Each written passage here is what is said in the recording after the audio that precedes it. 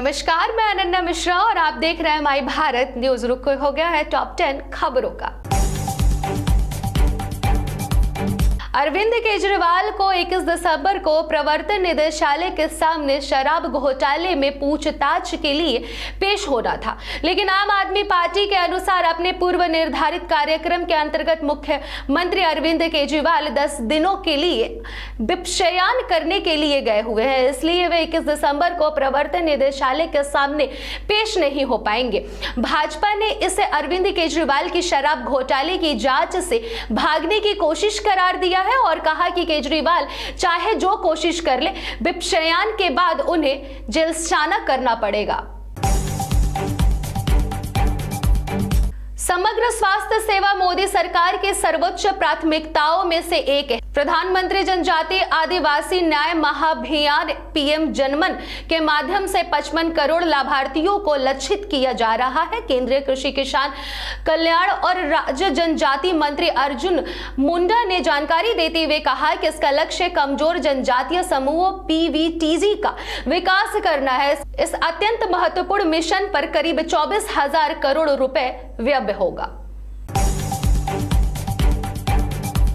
विपक्षी सांसद लगातार अपने निलंबन को लेकर संसद परिसर में विरोध प्रदर्शन कर रहे हैं। इसी बीच राज्यसभा में सदन के नेता पीयूष गोयल ने सदन के भीतर कांग्रेस पर कटाक्ष की। उन्होंने कहा कि उन्हें कांग्रेस घास से सख्त एलर्जी है। पर्यावरण मंत्री भूपेश यादव ने खरपतवार के बारे में पूछे गए सवाल पर प्रश्नकाल के दौरान गैर स्वदेशी पौधों की प्रजातियों को हटाने के बारे में एक प्रश्न उत्तर दे रहे हैं।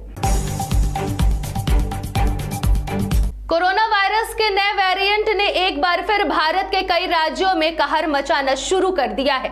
बढ़ते संक्रमण को देखते हुए स्वास्थ्य विशेषज्ञों ने लगातार मास्क पहनने और कोविड अनुकूल व्यवहार करने की सलाह दी है। ऐसे में ये सवाल उठ रहा है कि क्या कोरोना की पहली डेल्टा और ओमिक्रॉन की लहरों में रक्षा कवच का काम कर चुकी वैक्सीन की बूस्टर डोज की एक बार फिर जरूरत है, या पुरानी वैक्सीन ही इस स्ट्रेन से बचा लेगी। भाजपा ने गुरुवार को तंज कसते हुए कहा कि शराब और दूसरों का अपमान ऐसा फेविकोल है जो विपक्षी गठबंधन को जोड़े रखता है। विपक्षी सांसदों के निलंबन के मुद्दे पर विपक्षी भी विरोध प्रदर्शन कर रहा है। इसके जवाब में भाजपा ने भी टीएमसी सांसद कल्याण बनर्जी द्वारा राज्यसभा सभापति जगदीप धनखड़ का मजाक बनाने और राहुल गांधी द्वारा उसका वीडियो बनाने के मुद्दे पर दिल्ली में जंतर मंतर पर धरना प्रदर्शन किया।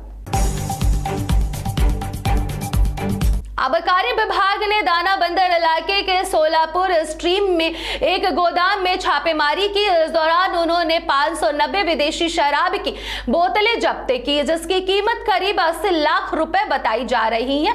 छापेमारी के बाद ट्रांसपोर्ट कंपनी एक ट्रक भी जब्त किया गया है। पुलिस ने मामला दर्ज करने के बाद 3 लोगों को गिरफ्तार किया है। इस मामले में आगे की जांच जारी है। केंद्रीय मंत्री किरण रिजिजू ने गुरुवार को इंडिया गठबंधन से जुड़े कांग्रेस और डीएमके के नेताओं पर निशाना साधा। उन्होंने पूर्ववर्ती जम्मू कश्मीर राज्य से अनुच्छेद 370 के तहत विशेष संवैधानिक विशेषाधिकारों को निरस्त करने और क्षेत्र को 2 केंद्र शासित प्रदेशों जम्मू कश्मीर और लद्दाख में विभाजित करने के सुप्रीम कोर्ट के हालिया ऐतिहासिक फैसले पर अपमानजनक टिप्पणी करने को लेकर हमला बोला है।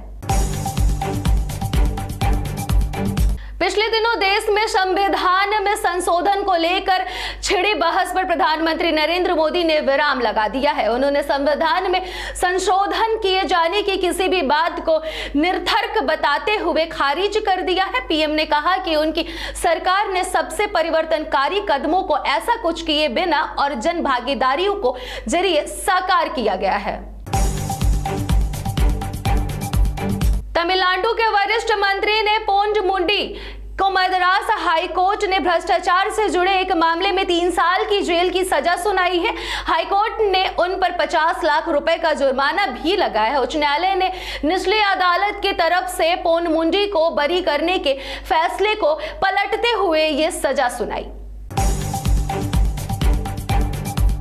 राष्ट्रीय स्वयंसेवक संघ यानी कि आरएसएस ने जनजातीय जनगणना का समर्थन किया। संघ ने कहा कि जनजाति जनगणना का उपयोग विभिन्न सामाजिक वर्गों के उत्थान के लिए किया जाना चाहिए। संघ ने इस बात के प्रति लोगों को सचेत भी किया है कि इसका दुरुपयोग समाज को तोड़ने के लिए न होने पाए। संघ का यह स्पष्टीकरण उस घटना के बाद आया जिसमें पश्चिम प्रांत के एक संघ पदाधिकारी ने जाति जनगणना को हिंदू समाज को तोड़ने की कोशिश बताकर इसकी आलोचना की थी।